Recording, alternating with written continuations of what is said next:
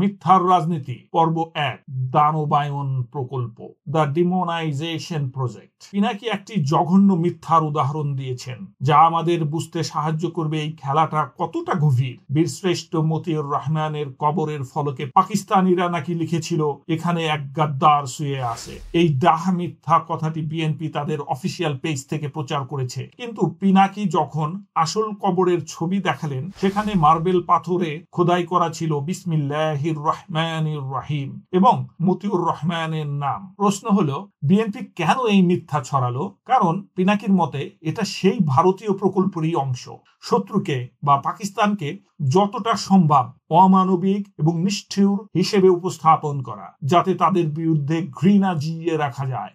BNP এই আওয়ামী বয়ানকেই বহন করে চলেছে। তাছাড়া পাকিস্তান হচ্ছে ইন্ডিয়ার চরম শত্রু, আর সেই শত্রুকেই বাংলাদেশের শত্রু হিসেবে উপস্থাপন করা এবং আমাদের মগজে সেটাকে বসিয়ে দেওয়াই প্রধান কাজ।